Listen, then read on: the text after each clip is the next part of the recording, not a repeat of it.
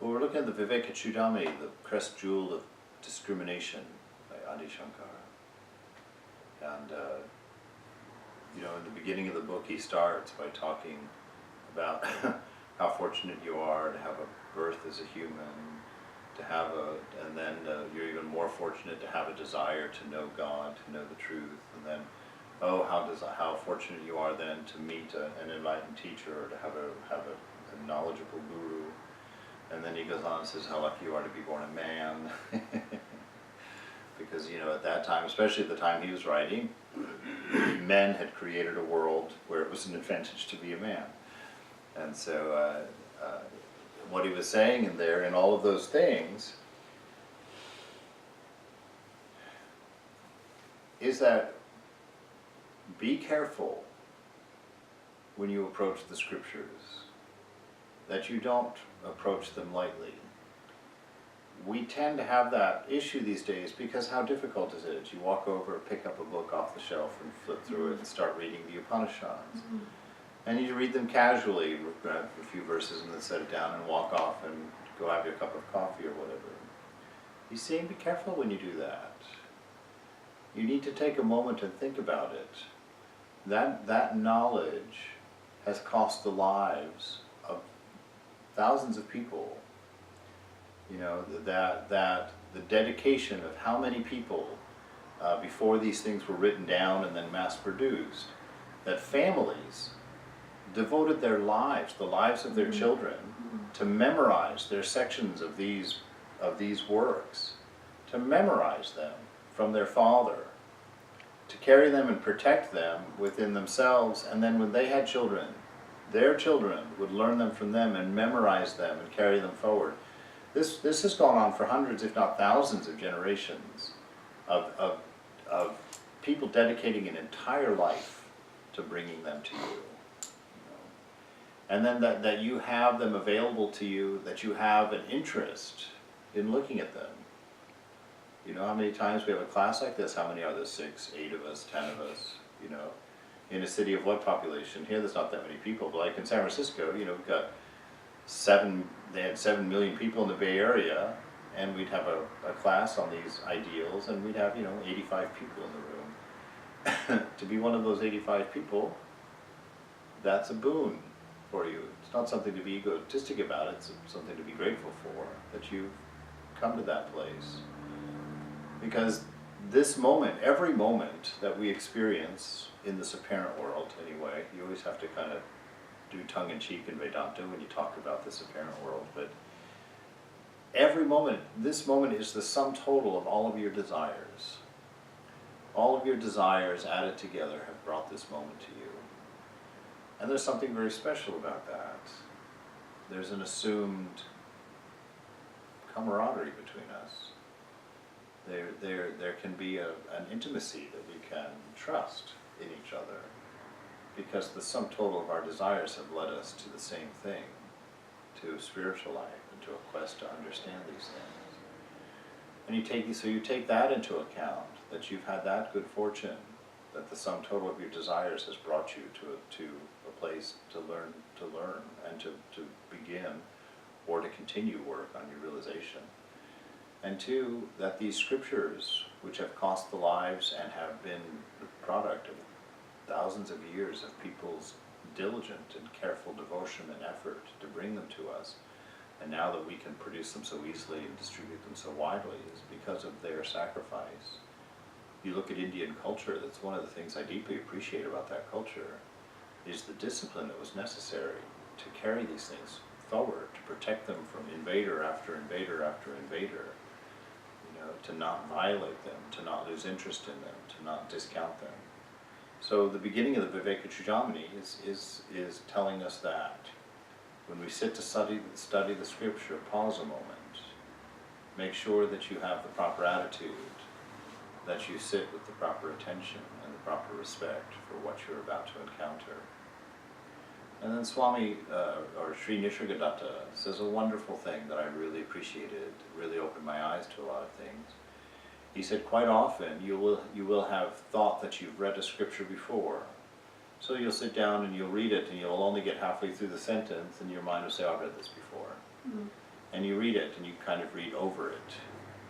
He says, know for certain you have never read this scripture before, because nothing about the circumstance of this moment is the same as the circumstance of the last moment you read the scripture. And this scripture is talking to a different mind. The scripture is being resounded in a different universe. So don't make the mistake of thinking you've read a scripture before, even if in the technical sense you have. You may have read the gospel 14 times in a row. But to know each time is different. And you can have that experience, right? You can read the same parable by Tagore 5 times and be touched 5 different ways. Learn something. Or sometimes you read something that you read before and you get a striking aha moment, like, oh my God, wow, you get it for the first time. So when you read the scriptures, to read them with that kind of attention, that kind of focus. And so we're picking up with that today, and we're down here in verse, I guess, right around 14 or so. And he's talking about a qualified aspirant. This is a funny one, because when you read the requirements of a qualified student, you know, we might as well go home. It's like, and when I first read this book back, I don't know, in early 2000s with Swami Prabhupada, I was really discouraged. Now most of my talking with Prabhupada happened over the lunch table, so that's why I'm always saying at the lunch table, Prabhupada. But I sat there, and after we had read this scripture, what it required to know, to be a qualified student, I told him, I said, what am I doing here? I don't meet any of these qualifications.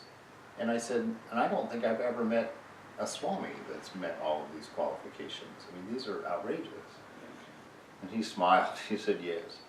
He says he's talking about an ideal here. Because for the perfect student, he said, if someone is the perfect student, meaning they meet all of these criteria, the teacher only has one thing to teach them. The teacher will lean over them and whisper in their ear, thou art that.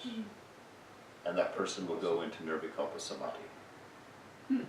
That is the meaning of being a perfect student, ready for the only lesson, and being able to comprehend it, being able to absorb it at all the levels at one time. Boom, you're finished. That's the perfect student, you know, and that's why he's painting an ideal here. He's not saying you need to meet this criteria before you begin to study. He's saying if you have these criteria, the teacher will whisper the one truth necessary into your ear, and you're finished. You graduate. So that's where he is. But here, these are some wonderful things, because these are what we're working on. These are, unfortunately, like Swami Prabhupada said, he said, in spiritual life, everybody's a beginner for the first 99.5 years. Then for the following 5 months, you're an intermediate. And then at the last month, you're an expert. And then you're finished. That's been a few years to go.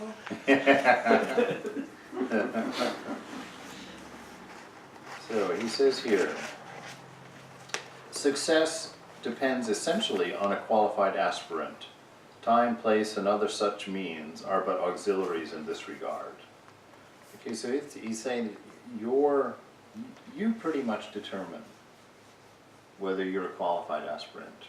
It's not what country you're in, it's not how comfortable you are, it's not what center you're at, it's not what religion you are, it's not whatever it is.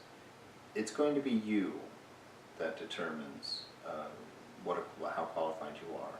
By the amount of attention you put to these things, by the amount of earnestness that you approach them with, the amount of sincerity that you approach them with, and your determination to accept what they say.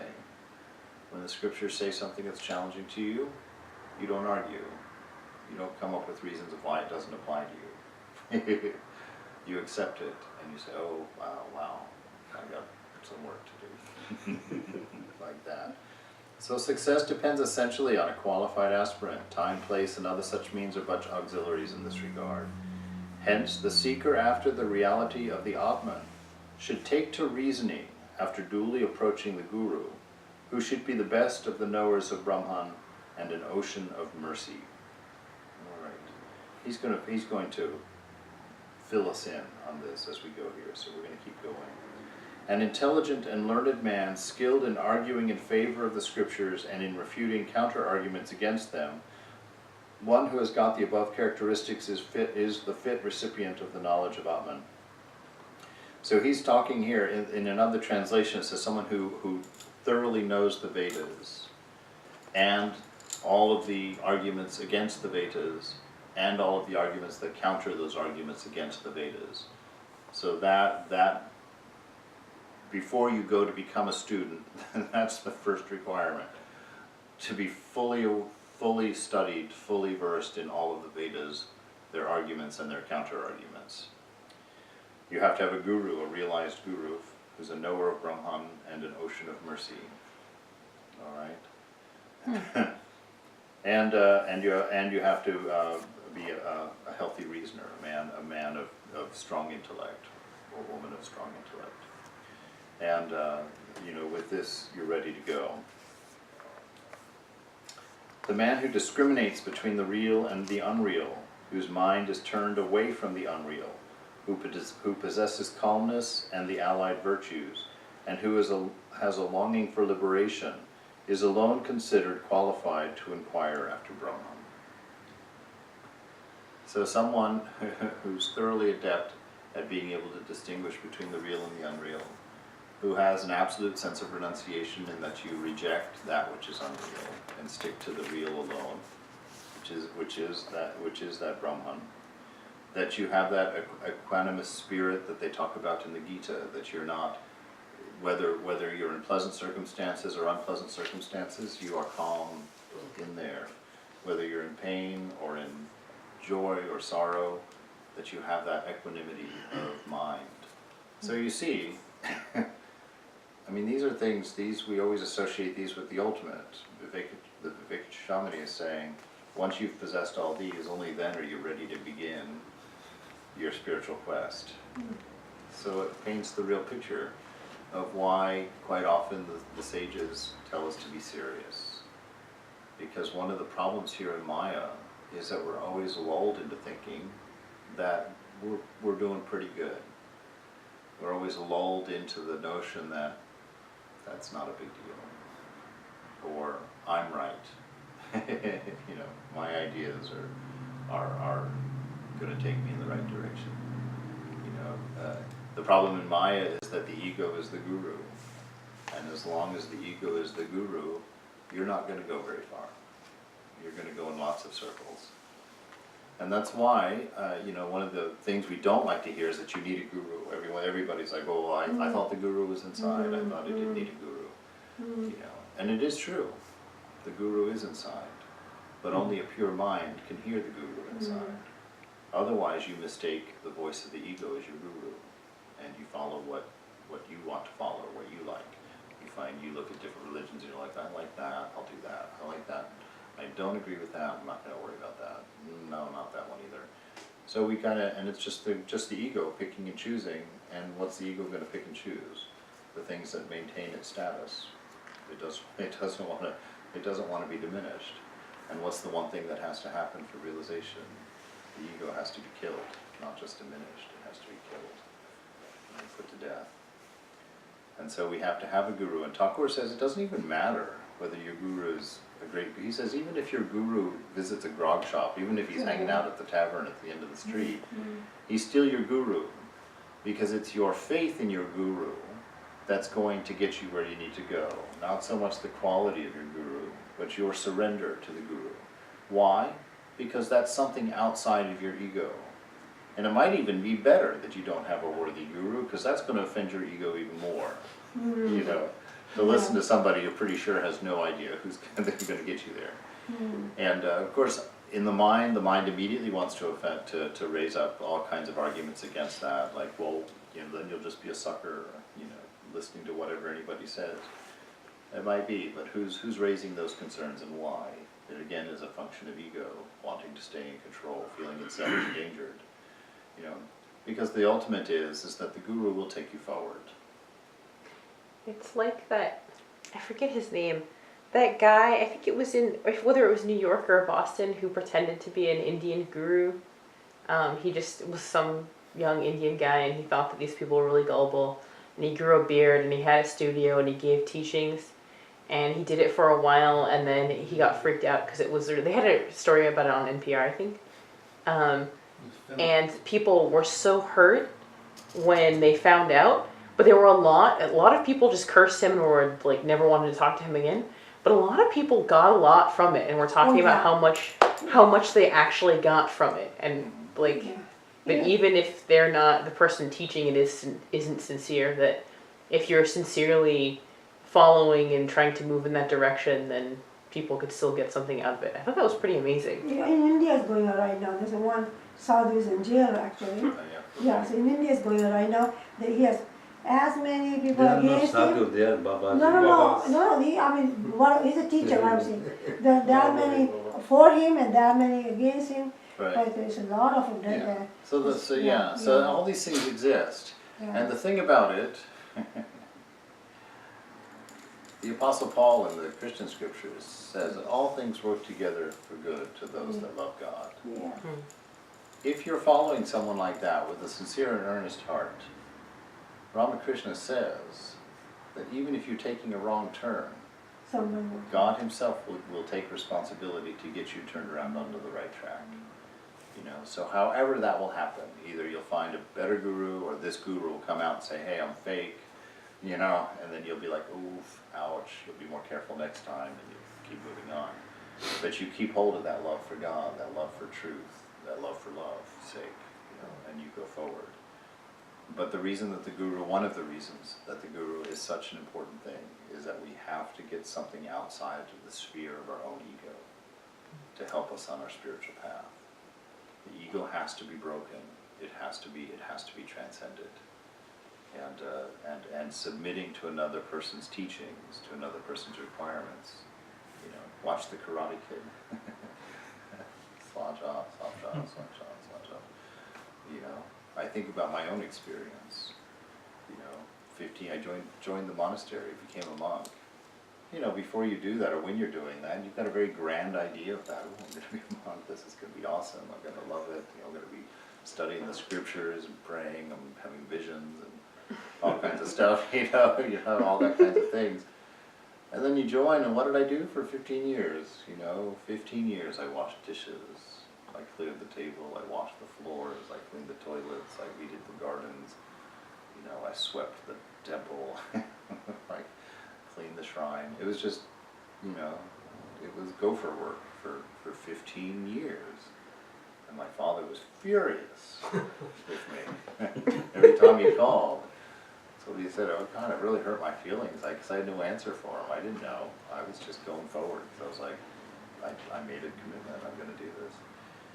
He would call and he'd be like, every time I call, you're either washing the dishes, cleaning a toilet, or vacuuming. And he says, you're 45 years old. When are you going to get a life? When are you going to become something? And I was like, oh, that's a good point. I don't know. What made you go on? I mean, if your father was giving you that kind of and you didn't see much, you know. So what made you to keep going? I mean, well, there were two things.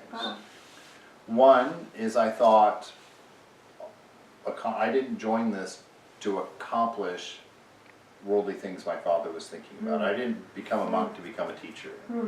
I joined because I wanted to realize God, and because I saw that as a possibility in this path, because I had met those 5 sadhus in India that had really touched me, really deeply made an effect on me, and I thought they were all monks, and they became what they were through that path.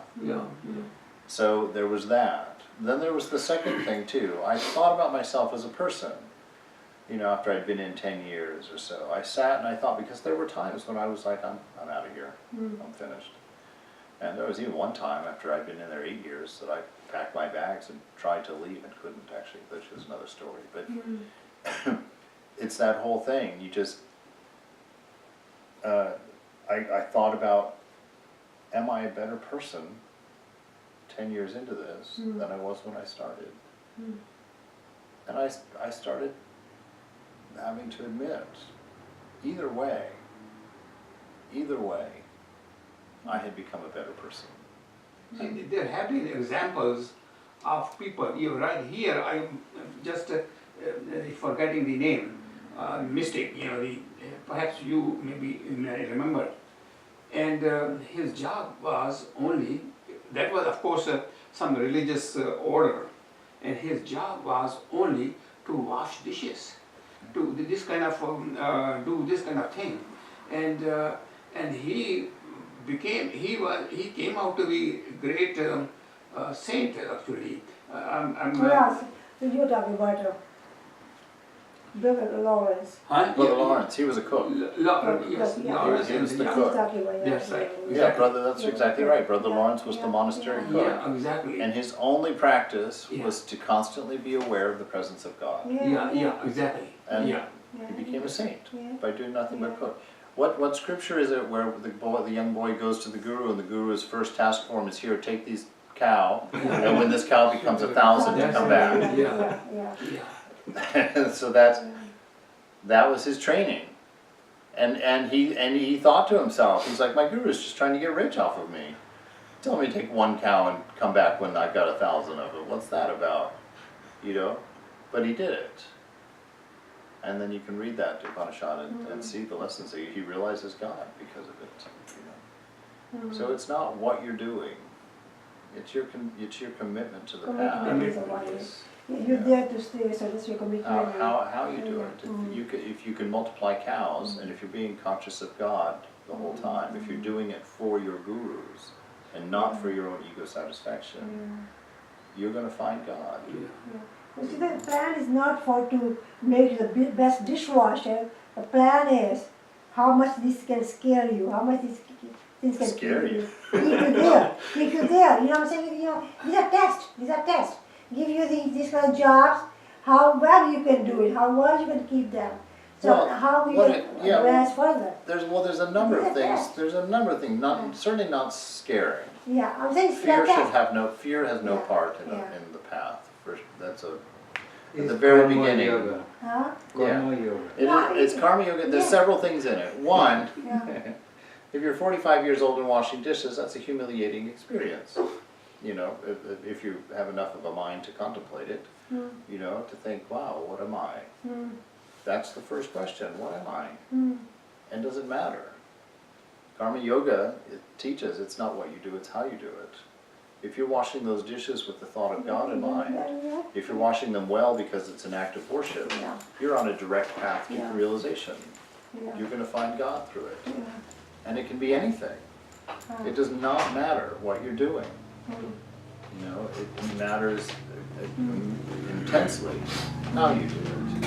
You know, what your attitude is, what your awareness of the divine is when you do it. Swami, what's called in Boston, Swami, what is the name? Sarvadananda. No, not Sarvadananda. Sarvadananda. Yeah, Swami Chidbrahmananda has written this small book, Yeah, walking. Walking the Walk. Mm. And what I got from it was that that is whatever you are doing, just kind of it is not the work that you are doing that makes a difference, but how you are doing and what you feel. You know, if you completely you are detached from this. Oh, I am washing dishes. What is this mean work? You know. But if you're walking, just keep. That is your job. You just pay attention to the thing that you are doing, rather than you are kind of analyzing that. Oh, what this will do to me, but of course, I did not like the title "Walking the Walk." You know, they did not kind of. Although I got the meaning of it, but I asked also Swami Chidbrahmananda, why did you gave this as the title, walking the walk, You do what you talk, that's what I say. That's You a, need yeah, to do what you that's talk. a phrase. Yeah. It's a, yeah, A it's, phrase, it's yeah. a phrase for Yeah, sincerity. yeah, what do you do? Walking the walk Yeah. means that you're not a dualist. You're Yeah, not just a that- you're not a Just don't talk, you just do. Yeah. you're not a hypocrite. Yeah, Yeah, You walk the walk. yeah. So Yeah, there's yeah, so okay, so we've already realized that basically we have to be within the thread's width of realization in order to be a qualified student. And we go forward. Now he says, regarding this, the sages have spoken of 4 means of attainment, which alone being present, the devotion to Brahman succeeds, and in the absence of which it fails. Now he goes through here and he enumerates them. First he says, first is enumerated discrimination between the real and the unreal. Next comes the aversion to the enjoyment of fruits of one's actions, here and hereafter. Next is the group of the 6 attributes, for example, calmness and the rest. And the last is clearly the yearning for liberation. Now he's going to go through here and highlight each one. A firm conviction of the mind to the effect that Brahman is real and the universe is unreal is designated as discrimination, Viveka, between the real and the unreal. All right. We talk about this quite a bit. What's real? How do we know what's real? So in other words, permanence, yeah. something, as she's saying, that what is permanent, that does not change. That is what it was, what it is, what it will be. But all what we see, that is unreal, in a sense, things get old, broken, that broke, and then we just throw them away. But Brahman alone remains the same, and it is just as it was, and it is the same, and then it would be. Okay. So that which is changing is unreal. Mm-hmm. Yeah. All right. That which does not change alone is real. Now, how do you experience that?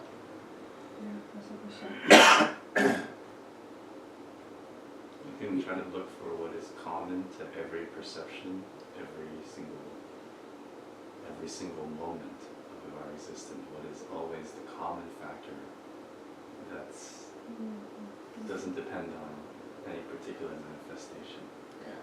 Look for that common point. See, this is how you take it out of theory, because to say that which doesn't change alone is real, that's meaningless to us. You can't think of a single thing that doesn't change. We go through a list, and if it's not something that we can see, how can it be true? And so when you hear the scripture say something like this, immediately you have to set about trying to figure it out. And I've told this story quite a bit in the last. I'm going to stop saying that. I'll just keep telling that. Just know everything I've said before. You're getting old. I'm getting old. That's just the way it is. Old I can only fit so much experience in one life. But when I first read this scripture, I'll share again. When I first read this scripture, I immediately thought, cool, I can deal with that. That's a very concrete statement. I can go test that and figure this out in a few minutes. So I went up to the shrine. It was like my first or second year in the monastery, and I sat there for an hour and a half, going through everything. Nope, that changes. Nope. The closest thing I could come up with was styrofoam. Styrofoam's the only thing that they say, if you put a styrofoam block on this chair, if it's protected, nothing to break it up into the thing, that it will not decay. 10,000 years from now, you can come and pick up that same block of styrofoam. So styrofoam is one breath away from being Brahman. But in the serious note, I went down and at lunch and talked to Prabhupada again. I told him, I said, Maharaj, I said, I don't know what to say, I don't know what to think. I said, I went upstairs, I read that which does not change alone is real, and that which does change is unreal. And I can't think of anything that doesn't change. I can't come up with anything. And he said, yes, it is true. He said, did you consider who it was that was looking for what is unchanging? I just boy, was that a wonderful thought. I just immediately was like, whoa, that's cool. Because suddenly my attention was on me, my Yeah, sense of I see, that I that has been looking out through this body, you know, and watching it change, watching it grow. I've been the same always. It's always been the same experience, looking through the mind. The mind has changed, the body's changed, everything's changing. But somehow I know it was all me, even though my body when I was 4 and my body when I'm 52 has nothing in common, not one cell the same in there. Somehow something still remains, even though there's nothing physically that's the same.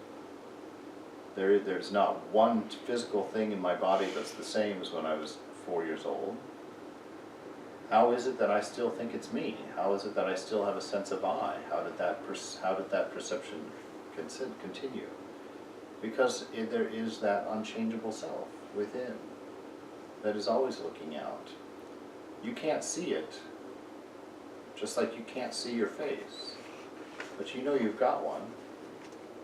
If all the evidence is there, you can see the reflection of it anytime you want. And that's what the Upanishads tell us about ourselves. You can't see yourself because it's yourself. But this whole experience is your reflection. The whole world is a reflection of your nature. That's how you learn, that's how you see, that's how you know. The qualities, as such, of that which is beyond quality. So it's a wonderful meditation to sit there and just be quiet. Just be that. Be that unchanging self. Don't pay attention to the rest of it. So a firm conviction of the mind, a firm conviction means you don't forget it. You don't get pulled out of that space. You go out there in the grocery store and people are running around, the kids are screaming, things are falling off the shelf, cashiers are ringing, and you're not pulled into the scene.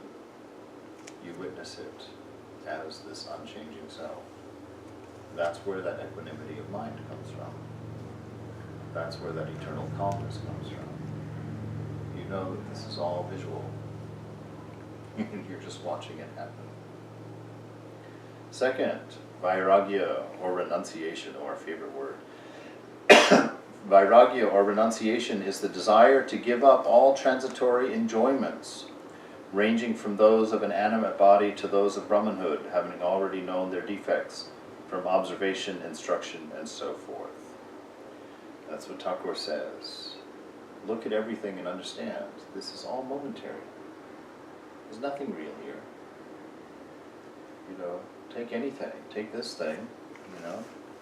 There's going to come a day when that's potting soil again, you know. Put me on a nice clean white sheet, come back in 100 years, potting soil, you know. Take the place I used to work as a dishwasher, this big fancy country club in Poolesville, Maryland. You know, but I used to go where all the hoity-toity used to come to party for their New Year's and their whatnots. I went back to see it 3 years ago when I got posted back in Maryland. The roof has fallen in, it's abandoned, hasn't been used in 15 years. Potting soil.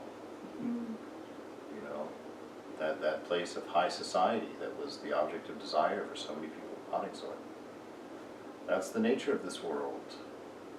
Your favorite lover, the most beautiful woman you've seen, or the most handsome man you've seen that caused all that internal lust and desire, come back in 50 years. They'll look like potting soil. Wow. Come back in 100 years, they will be potting soil. You know, that's the thing. Don't forget this. That's what it means to have a firm conviction about these things. Look at that beautiful car that comes out, you know, the next year's model. Ooh, that new Tesla. Found it, looks great. Come back in 20 years. Stupid car. 20 years old. Who wants it? Junkyard. Yeah. You know. Who cares? That's true, yeah. What is the point? You have $1 million diamond in here. Same thing, potting soil. Ultimately, it returns to potting soil. All these things decay, even diamonds decay. Everything in this world decays. Whole mountains decay. Oceans disappear. Hey, look at the dinosaurs, the most powerful creature you could imagine. They must have thought they were kings of everything. Potting soil. That's the bottom line. So Thakur is saying, look around, see potting soil. Don't desire it for what it looks like here and now. Give it some time. It's potting soil. Don't be a fool. Don't desire things that are going to turn to potting soil in your hand, that have no meaning, no lasting value to them. So renunciation isn't giving up valuable things. Renunciation isn't saying no to all the things that you'll enjoy. Renunciation is seeing the essence of the thing and understanding that it's not what you're going to enjoy. It's not going to last for you. You know? Take a look at you think if drunkenness is what you struggle with. You know? There's a great country western, it's actually one of these neo-folk songs that I heard on Pandora the other day, where this guy is singing a song to his wife, who's an alcoholic. And he's saying the thing about drinking is you always see the bottom of the glass. You know, you always take that last sip, and then what? Then what will you do? You can't maintain that. And all of the enjoyments of this world are just like that. They're distraction. They don't solve your problems. They don't make you happy. They make you forget for a moment. You're going to have to return to your problem. You're going to have to return to your life. You're going to have to return to your sobriety at some point. That's why like these folks that get caught in the drug cycle, you know, they end up in the street. Why? Because they've spent everything they have on trying to maintain that distraction. And even then it comes to an end. And they're certainly not in a better place to be sober than they were after the first time. After the first time they might have still had a family, a job, and a house. After that last time they've got a gutter. You know.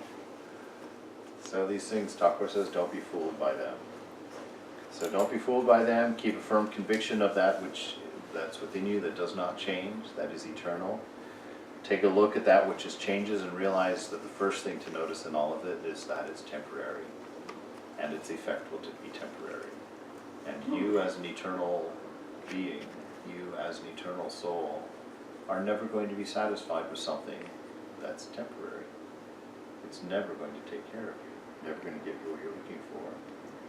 The resting of the mind steadfastly on its goal, meaning Brahman, after having detached itself from the manifold sense objects by continually observing their defects, is called shama, or calmness. Okay? Shama? Shama, S-H-A-M-A, shama. The resting of the mind steadfastly on its goal. So what? That's enjoying the self in the self. The nature of the last three things that the sages say before they fall into that universal self is Satchitananda. The last three descriptions that they can give, Satchitananda, before they become the reality, or return. I don't even know how you talk about that. Because what becomes the reality? The reality itself becomes the reality. But anyway, this notion, you know, keeping rest in the self, touch that place that's within you. First recognize it by this practice of seeing that which does not change, become intimately acquainted with that self. And through that purity of renouncing the things that change, renouncing the things that cause confusion, that cause the mind to vibrate and shake and become unclear, become confused. When that confusion begins to clear, what begins to manifest? Bliss, love, intelligence, and that fullness of existence, the profundity of being. That, once that begins to manifest, rest in that. Drink deeply of that, because it's not being generated. It doesn't have an end. It's not temporary. It's not changing. It's the fact of being. So he's saying, rest the mind in that. Don't be afraid. Just, that's what Thakur says, you know, if you're a mouse or a fly on a bowl of honey, a bowl of nectar, you know, he says, what will you do? He says, throw yourself into it. Vivekananda says, oh, I would stand carefully at the edge and sip because I wouldn't want to fall in. Vivekananda said, what if you fall in the ocean of immortality? He's saying, jump in. So this is the one thing that you're allowed to do as a spiritual seeker. Renunciation is about diving in, diving deep into the nature and notion of the self, into that infinite bliss. So once you touch that place inside, once you've touched it a single time, wow, dive in, go, go. No sense of caution, no sense of fear, just go. Be in that place.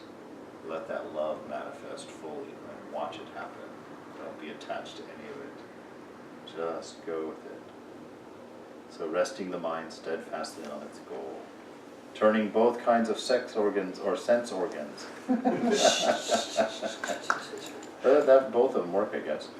Turning both kinds of sense organs away from sense objects and placing them in their respective centers is called Dhamma, or self-control. The best uparati, or self-withdrawal, consists in the mind function ceasing to be affected by external objects. What is it that causes your mind? The shama is the mind control. Shama is calmness, tranquility of mind. Yeah, but you see, then when you control your mind, then mind will become calm. But if your mind is kind of thinking this, thinking that, going there and here, then it will be no shama. You know, it will be no controlling of the mind. It will be no not making it peaceful. So the mind can become peaceful only when it is one-pointed, you know, or maybe just thinking within that who am I? Yes. Asking this question, who am I? That's the point.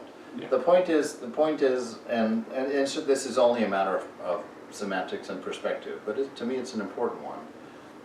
If you look out and try and control the mind, not going to happen.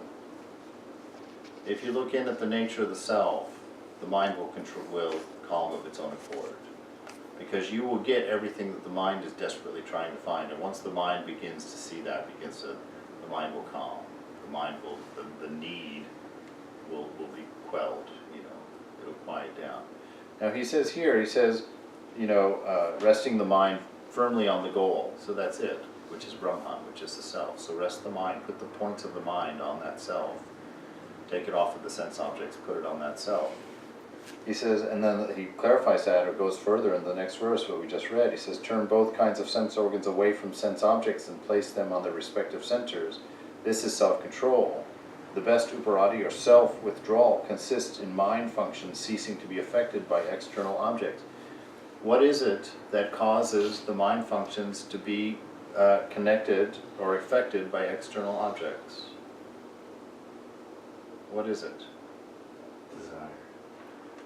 Okay, deeper than that. What is desire? Attachments to past experience. Yeah, well, yes, viewing the present through the attachments is desire, yes. What are those attachments caused by? Ego, me, mine. Identification. Bingo. Yes, that's it. Me and mine. Me and mine. What attaches or what causes the mind to be affected by external objects is the notion of me and mine. How do you know that? A real world example of that. Right now, how many people's sons have died in the world today? How many people? How many people's sons, S-O-N-S, have died in the world today? Thousands. How much grief do you feel right now? None. If one of those sons had been... This visitor could not understand how is this that he came from upstairs, and he should have told me that this has happened, this tragedy has happened in our family, so I cannot see you. But he came and did not give any impression that anything has happened to him. It's only when this newcomer, the visitor, asked him what is happening, why there is some kind of Commotion. Yeah, no, this is that's, M. that's it. Yeah, it's this, yeah, exactly that. Yeah. So this me and mind is the cause for suffering, the cause for the disturbance of the mind being affected by external objects. Now, to make that story complete, we should take the camera upstairs and see what M was like when he was with the family. You know, then there was deep concern, then there was deep compassion, then there was deep consolation happening, and probably deep grief on his part. So that's the thing. It's like Vivekananda says that being detached doesn't mean that you have no No, attachment. there's no heart for it. Being detached means that your practice of detachment is so that your power of detachment is equivalent to your power of attachment. So that The power of detachment is equal to power of attachment. power of detachment Yeah, is yeah, equal to yeah. your power of attachment. Attachment, yeah. So The attachment we do very easily. Yeah, yeah. I mean, Holy Mother was accused of being so attached to Radhu, but detachment, she knew how to detach that. So you see, Yeah, no, both well, go- when she died, when she was Yeah, on her deathbed, yeah, yeah. she said, go away. yeah. So you see, She sent everybody out of the room. She didn't want to see so Radhu, she didn't want to see attachment anybody. itself is not bad, but to know how to detach when you need to be detached, that is more Yes, no, yeah. meaningful. No, attachment, you look at Thakur's Yeah, life, yeah. Thakur will always keep you from being confused. Yeah, Because a lot of people think, oh, to be holy would be to be an uncaring, Yeah. dull person who's unaffected by everything, that you can't get a rise out of it all. Look at Thakur, is that the kind of person he was? People's experience in Thakur's present was infinite love. All the disciples write about that. They said, I cannot express to you, and your mind could not imagine the amount of love that we felt in his presence. yeah. You know? So it's that deep attachment, but it was also the fact that he could instantly detach. You know, that he knew, he loved that self within them because he knew the self within him. That was the attachment. And also because he knew that self in them was the self within him, that was his cause for detachment also. So it's a matter of just seeing it from this way or that way. And once you're able to see it this way or that way, then you're free. If you can only see it that way, you're bound. You know. So, but if you can see it that way and this way, then you're free. So that's why we have to work on detachment and as opposed to just attachment.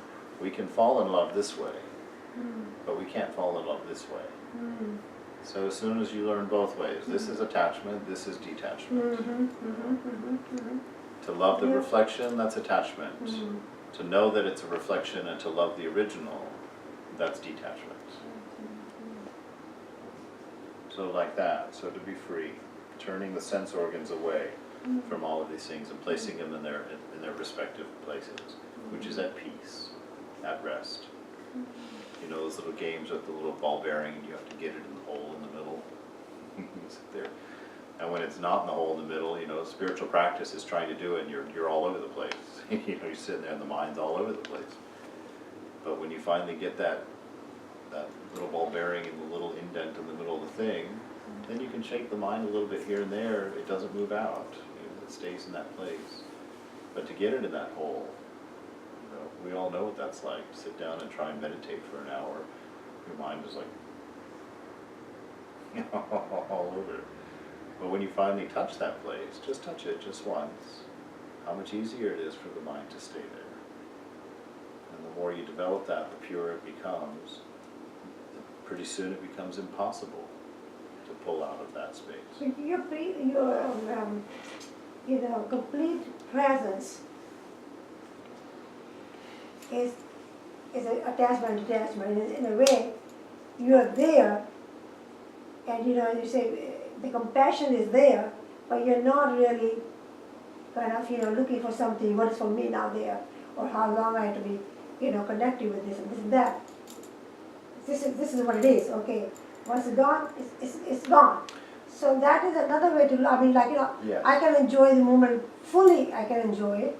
At the same time, I'm not lingering on. I'm not craving for it. It's gone. It's gone. Yes.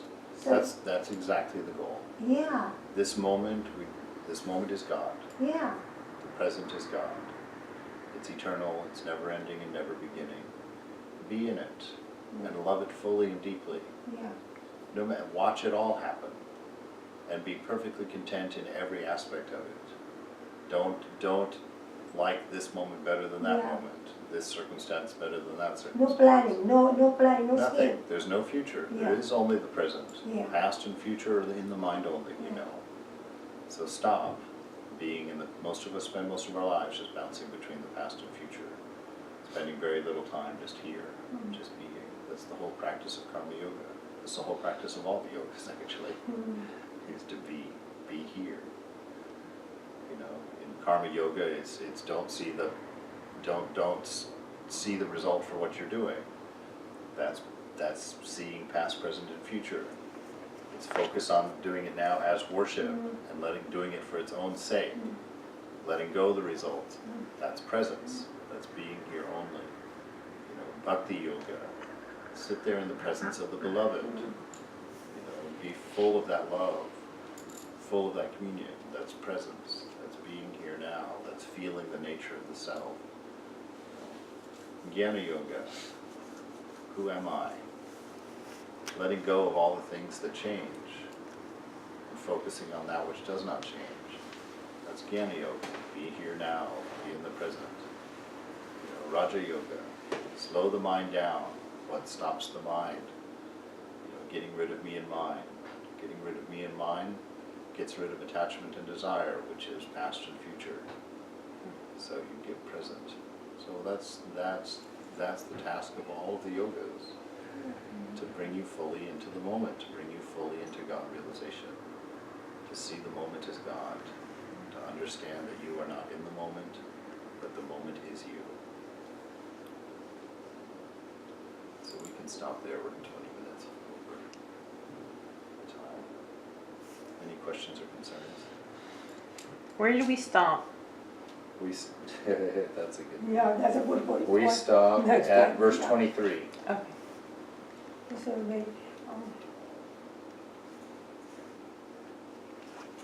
you'll be here, Swamiji? Yes, sir.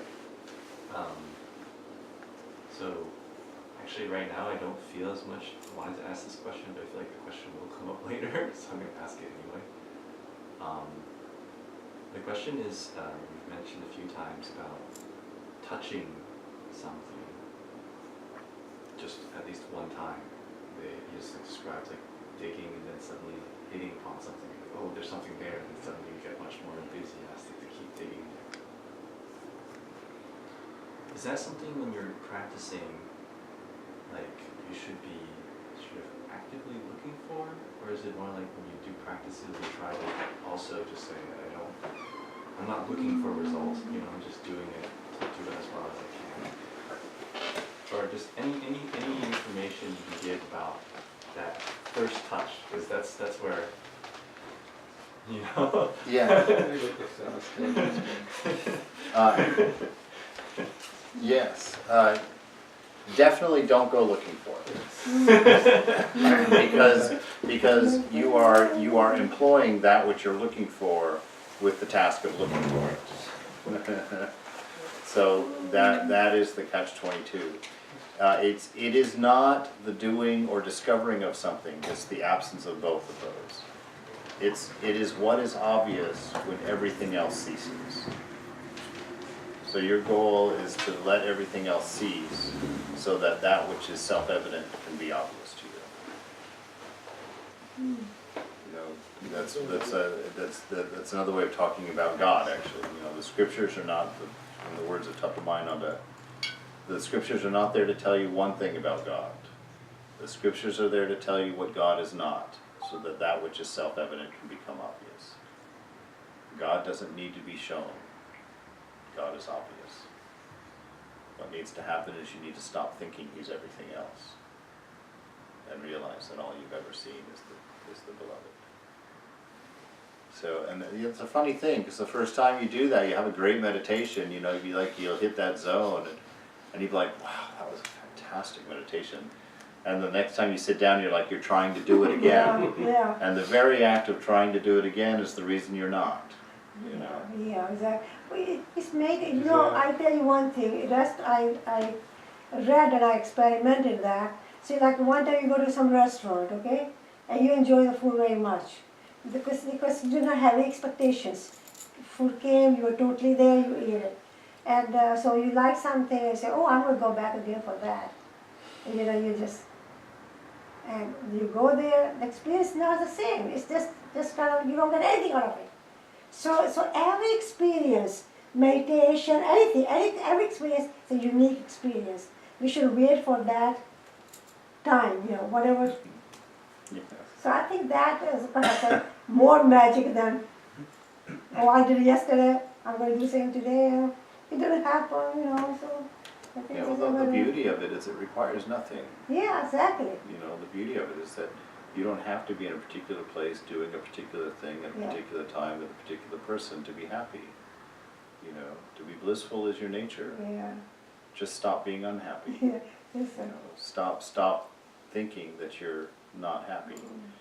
The best way that I experience this, and I always talk about my pizza, Yeah, is I can remember one day, it was a beautiful day in San Francisco, and I was out for a walk and thoroughly content, just enjoying being a monk, enjoying, you know, the weather, enjoying, I was in a great spot, and then I walked by, you know, Escape from New York Pizza, and I smelled that scent of pepperoni pizza coming out of there, and suddenly my perfect contentment needed pizza. And the need for pizza then made me remember that I had no money. And remembering that I had no money meant I wasn't going to get pizza. And that made me think I lived in an Indian monastery, and I was never again going to have pizza. You know? And so my perfectly content moment spiraled into the most miserable afternoon of my existence. And it wasn't until I got halfway down the block till I realized what had just happened. yeah, And these scriptures came to mind, and I was like, wow. exactly, yeah. My happiness is not something that I need to go find. Yeah. I need to simply stop being unhappy. Mm, Stop thinking that I need pizza for contentment, because I was perfectly content before I smelled the pizza. mhm. So see, stop thinking that your attachments are going to bring you happiness, and realize that contentment is yours already. Let go of them. Stop being everything else, and be blissful. I didn't understand, I read Krishnamurti saying, you know, when you think about meditation, the meditation is gone. So I said, what are you talking about? So I think that's what it is, you know. Yes. That's what it explains. So you Yeah. see, that's, you know. Yeah, and you are that which you see. Exactly, yeah. But by the way, pepperoni pizza is one of the most favorite of all the pizzas, and Domino, they deliver 1 million pizza a day. And they have the best, they're on top of every pizza place now. Imagine being a person in the world where somebody is delivering 1 million 1 pizzas million a day, pizza a day. and none of them are coming to you. No, I don't want it. I don't